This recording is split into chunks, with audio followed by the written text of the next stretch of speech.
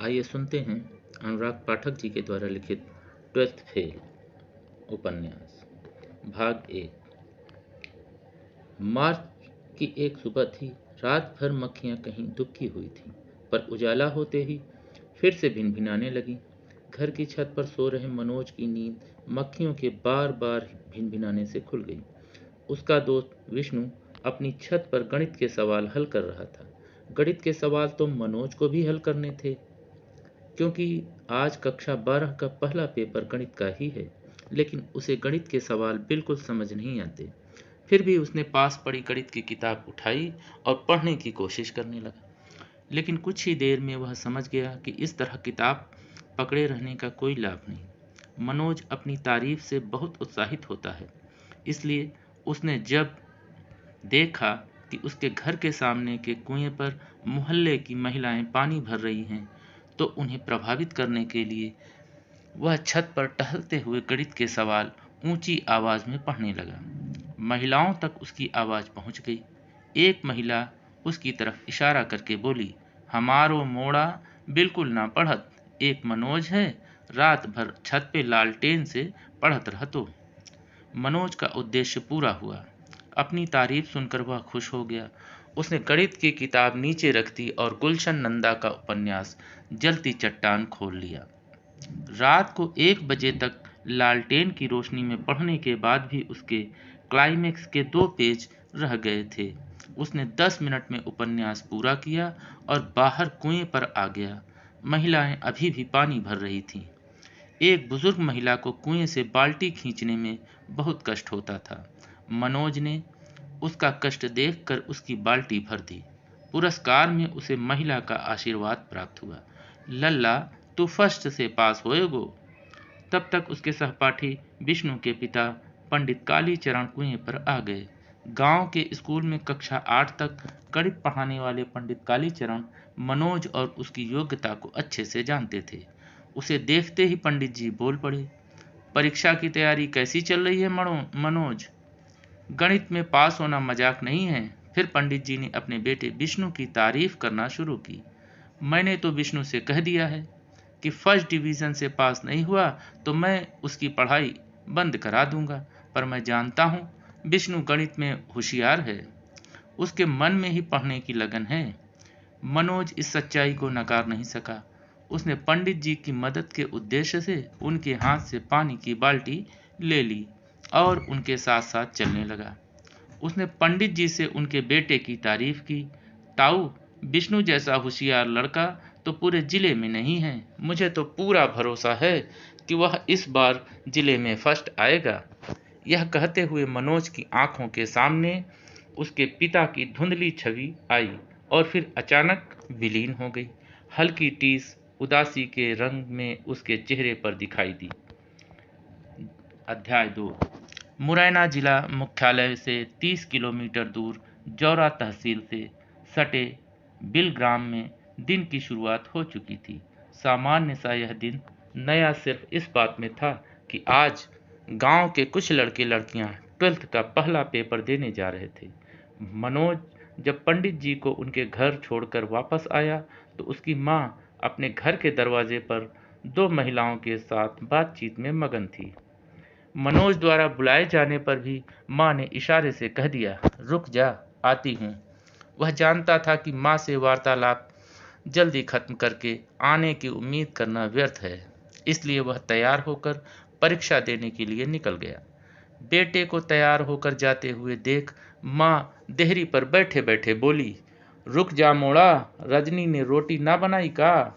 खाली पेट पेपर देवे मत जा। माँ ने रोटी बनाने का काम 15 साल की बेटी रजनी को सौंप दिया था और खुद को चर्चाओं में व्यस्त कर लिया था। मनोज की भूख आज मर चुकी थी।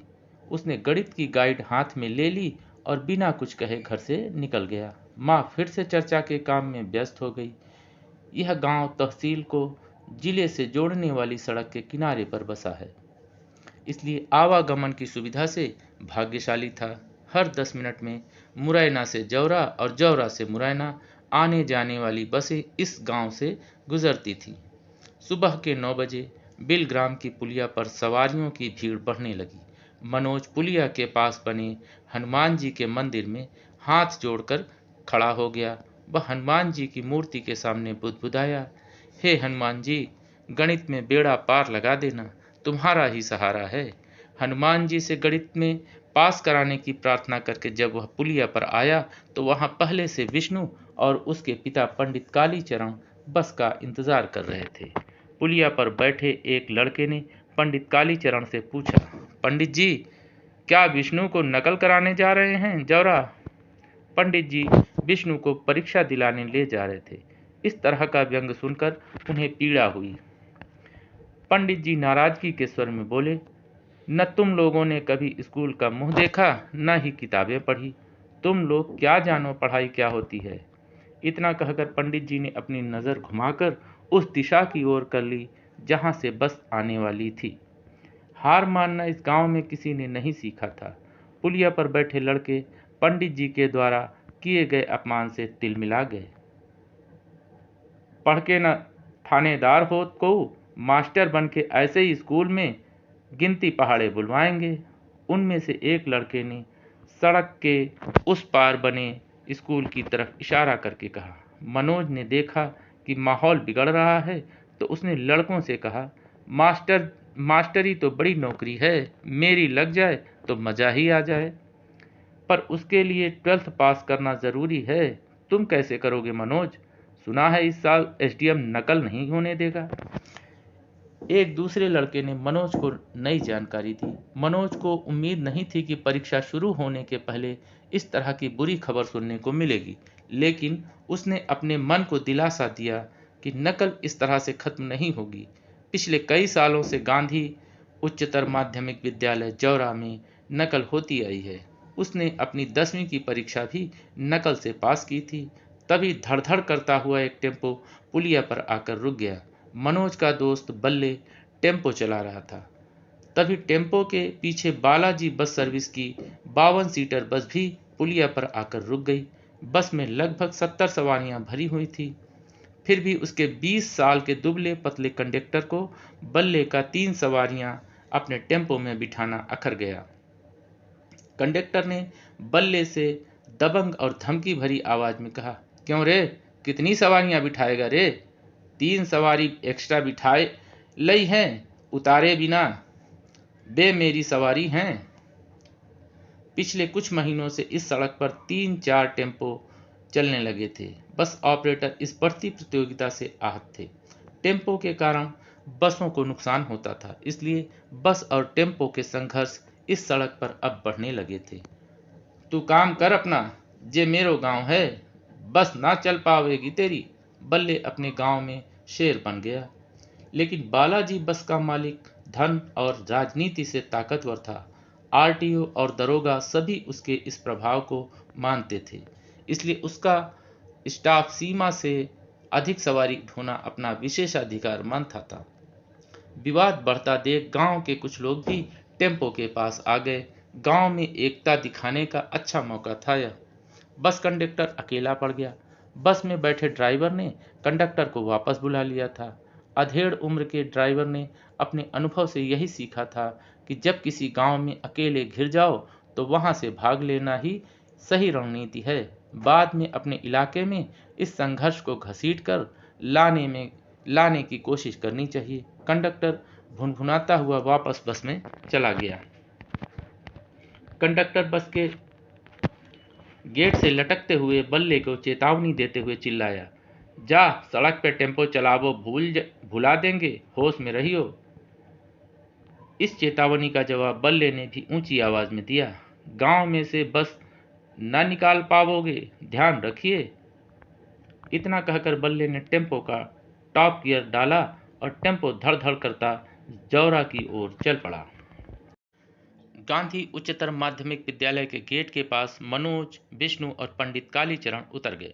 मनोज और विष्णु स्कूल में चले गए और पंडित कालीचरण विष्णु को सुरक्षित स्कूल पहुंचाकर अपने किसी रिश्तेदार के घर की ओर रवाना हो गए। गांधी स्कूल के संचालक जगत सिंह ने बहुत मेहनत के बाद 12th बोर्ड की परीक्षा का सेंटर अपने स्कूल में कराया था, जिस कारण उनके स्कूल में विद्यार्थियों की संख्या क्षमता से अधिक बढ़ती गई थी। विद्यार्थियों के झुंड भय, आश्चर्य और आनंद के मिले जुले भाव के साथ स्कूल में प्रवेश कर रहे थे। संचालक जगत सिंह ने अपने कमरे की खिड़की से आशीर्वाद की नज़रों से इन झुंडों को देख रहे थे। आज नकल कराने का जिम्मा गणित के शिक्षक दुबे जी पर था। नकल कराने के लिए प्रत्येक क्लास में जाना उनके लिए असुविधा का काम था, इसलिए स्कूल के मैदान में टेंट लगा दिया गया। नीचे टाट पट्टियां बिछाई गई थीं, जिस पर परीक्षार्थी बैठे थे। मनोज घंटी बजने का इंतजार करने लगा। घंटी बज गई, पेपर बंट गए। मनोज ने पेपर को जमीन पर रख दिया और सभी के साथ अपने गणित के सर दुबे जी का इंतजार करने लगे। दुबे जी ऑफिस में बैठकर प्रश्न पत्र हल कर रहे थे। एक प्रश्न हल करने के बाद उसे ब्लैक बोर्ड पर उतरवाना, फिर दूसरे उत्तर की सप्लाई करना मेहनत का काम था। अभी दुबे सर द्वारा दिया गया पहला उत्तर ब्लैक बोर्ड पर उतारा ही जा रहा था कि स्कूल के बाहर हलचल हुई। एक सफ़ेद रंग की पीली बत्ती लगी बोलेरो स्कूल के कंपाउंड में आकर रुक गई। पुलिस की वर्दी में 5 सिपाही सीधे परीक्षा वाले मैदान में पहुंच गए। पुलिस को देखकर दुबे सर पहले तो हड़बड़ाए, फिर उन्हें लगा कि यह तो औपचारिक चेकिंग है, जो हर साल पहले पेपर के दिन शासन द्वारा की जाती है। पर जब पुलिस के सिपाहियों ने लड़कों से गाइड, नकल की पर्चियां आदि लेकर बोरे में भरना शुरू किया, तो दुबे को यह समझते देर नहीं लगी कि मामला गंभीर है। दुबे जी ने घबराहट में बीड़ी सुलगा ली। यह ब्लैक बोर्ड डस्टर से साफ कर भाग लिए और उस स्कूल के संचालक जगत सिंह के पीछे खड़े हो गए। सभी विद्यार्थियों का भरोसा था कि 10 मिनट की कवायद के बाद पुलिस चली जाएगी। उसके बाद उत्तरों की सप्लाई फिर से शुरू हो जाएगी। इसी भरोसे ने विद्यार्थियों ने धैर्य बंधाए रखा। लेकिन 10 मिनट बीत गए और मामला सेटल नहीं हुआ, तो विद्यार्थियों की बेचैनी बढ़ने लगी। उनके ऊपर फेल होने का खतरा मंडराने लगा। आज के इस रंगमंच के केंद्र में खड़े एक युवक की ओर इशारा करते हुए एक लड़का बोला, ये तो एसडीएम राघवेंद्र सिंह हैं। राघवेंद्र सिंह ने जगत सिंह से कहा, आपको शर्म आनी चाहिए, आप खुले आम नकल करा रहे हैं। आपको शर्म आनी चाहिए, आप खुले आम नकल करा रहे हैं। घबराए हुए लड़के और अधिक घबरा गए। राघवेंद्र सिंह के तेवर देखकर मनोज को लगा कि उसका यह साल तो गया। एक सरकारी अधिकारी की ताकत देखकर मनोज को आश्चर्य हो रहा था। एसडीएम का रौब रुतबा गजब का था। हमेशा अपनी दबंगई में रहने वाला जौरा थाने का थानेदार कुशवाहा भी अपने से आधी उम्र के एसडीएम के सामने हाथ बांधे खड़ा था। लड़के एसडीएम को कोस रहे थे। जगत सिंह को समझ नहीं आ रहा था कि उनकी नकल की जमी जमाई सेटिंग एक एसडीएम ने कैसे बिगाड़ दी। जगत सिंह ने स्कूली शिक्षा के ज्वाइंट डायरेक्टर को फोन लगाया और एसडीएम की करतूत गुस्से में कह सुनाई।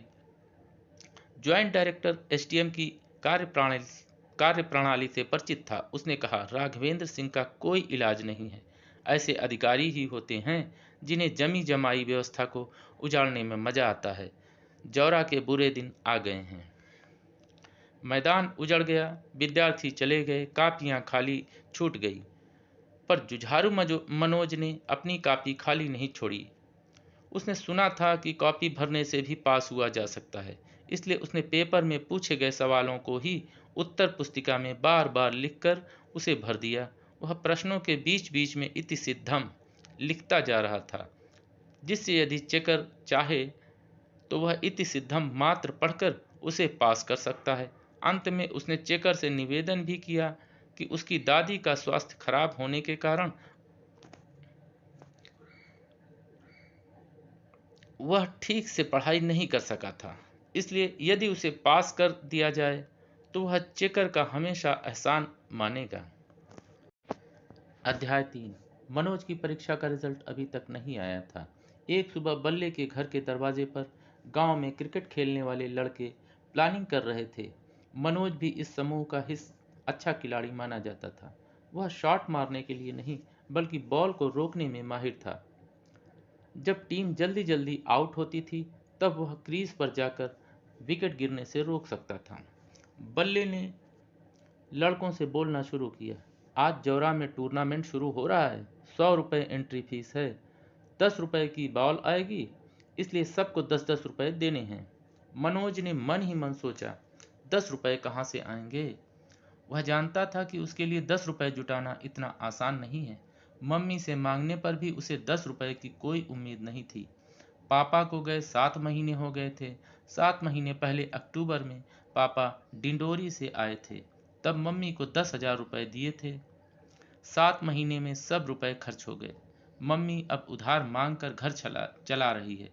आज तक न पापा आए न ही उन्होंने तनख्वाह भेजी। बस इसी भरोसे घर चल रहा है कि पापा के आने के बाद सब ठीक हो जाएगा। क्रिकेट की मीटिंग में अचानक मनोज के सामने उसके घर की दीनहीन और जर्जर दशा का दृश्य आ गया। घर में घुसने से पहले उसने देखा कि मम्मी पड़ोस की ताई से उनके दरवाजे पर खड़े होकर बातें कर रही है। छोटा भाई दीपक घर में नहीं है। यह तो वह सड़क के किनारे या तो वह सड़क के किनारे पुलिया पर बैठा होगा या बिना कहे किसी बस या टेम्पो में बैठकर जौरा निकल गया होगा। निरुद्देश्य आवारा घूमना ही उसका शौक है। उसने माँ को अंदर बुलाया। माँ की बैठक भी खत्म हो गई थी। उन्हें मजबूरन घर आना पड़ा।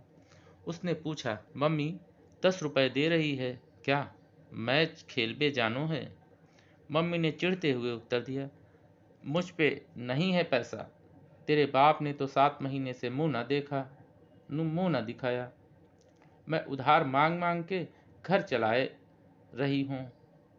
कहाँ से लाऊं पैसा? मम्मी पापा को कोसती हुई अंदर कमरे में चली गई। मनोज को लग रहा था कि उसका खेलना अब मुश्किल है, लेकिन मन की निराशा को दूर करते हुए उसने किसी उम्मीद के भरोसे सफ़ेद से मटमैले पड़ चुके कपड़े के जूते पहने और लगभग दौड़ते हुए बल्ले के घर के बाहर पहुंच गया।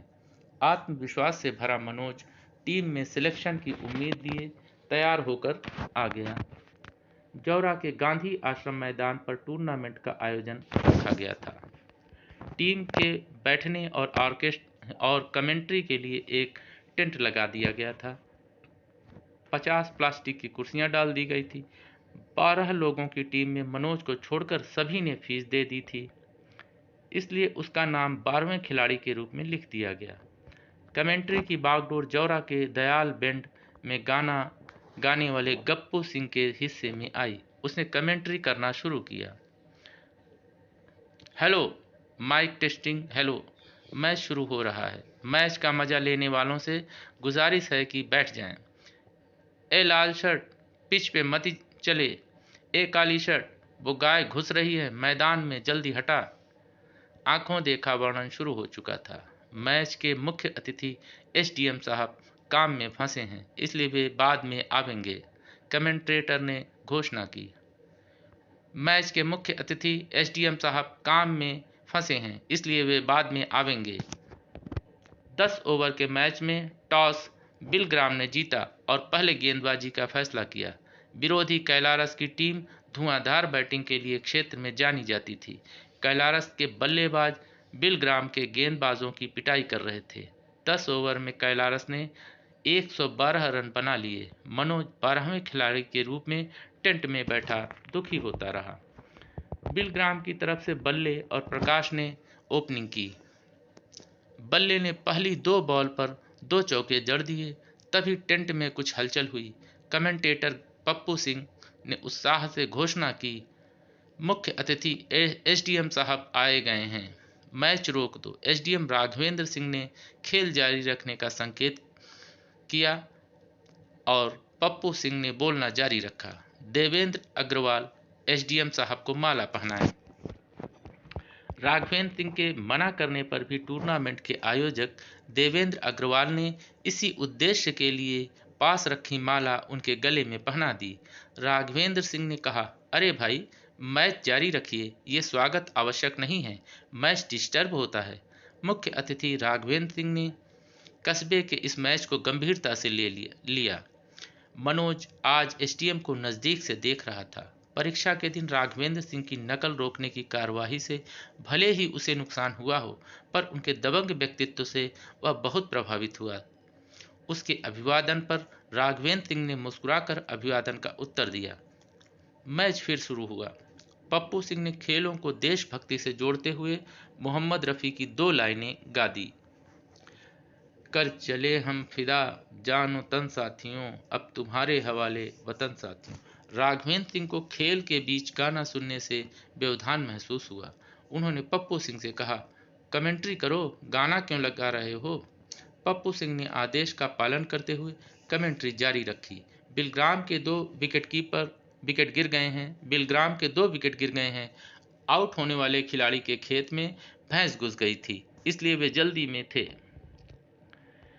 राघवेंद्र सिंह की इस तरह की कमेंट्री सुनकर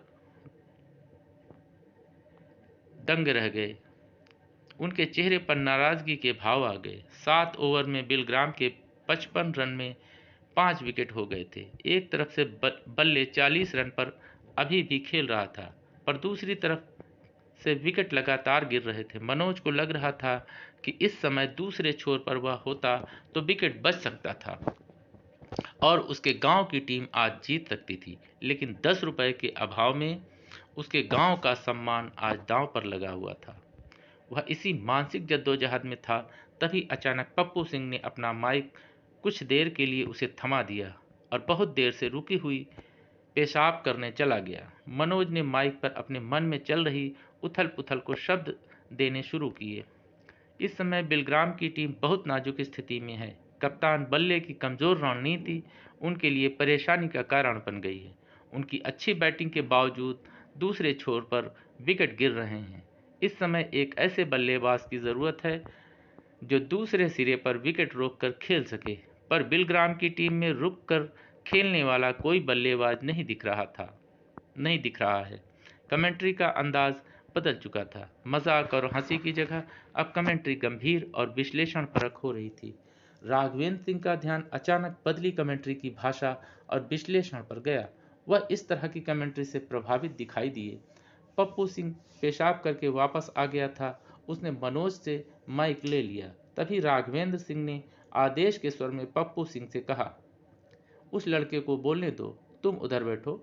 मनोज को मैच न खेलने का जो दुख था वह एसडीएम राघवेंद्र सिंह द्वारा की गई इस तारीफ से कम हो गई। उसने मैच खत्म होने तक कमेंट्री जारी रखी। अंतिम विकेट गिर गया। बिलग्राम की टीम हार गई। सर झुकाए बल्ले और दूसरा खिलाड़ी वापस टेंट की तरफ आ रहे थे। मनोज ने कविता के माध्यम से अपनी कमेंट्री जारी रखी। लहरों से डर कर नौका पार नहीं होती, कोशिश करने वालों की हार नहीं होती। बल्ले ने अपनी टीम को अकेले जिताने की भरपूर कोशिश की, इसलिए आज का मैच बल्ले के अकेले संघर्ष के लिए याद किया जाएगा। हार के बावजूद बल्ले के लिए ताली बजानी चाहिए। मनोज की कमेंट्री के कारण सभी लोग बिलग्राम की हार को भूलकर बल्ले की बैटिंग पर ताली बजाने लगे। उसने अपनी कमेंट्री से अपने गांव का सम्मान जौरा में बचा लिया। दोनों टीमों को प्रमाण पत्र बांटने के बाद एसडीएम राघवेंद्र सिंह ने मनोज से कहा, तुम अच्छा बोलते हो, क्या नाम है तुम्हारा? उसने जवाब दिया, मनोज कुमार शर्मा। बिलग्राम की टीम बल्ले के टेम्पो में बैठकर वापस अपने गांव की ओर चल दी। राघवेंद्र सिंह ने मनोज के दिल पर छा गए। अपनी तारीफ के लिए हमेशा लालायित रहने वाले मनोज को आज भरपूर तारीफ मिली थी। एक दीवानापन सा था उसके दिल पर छा गया था।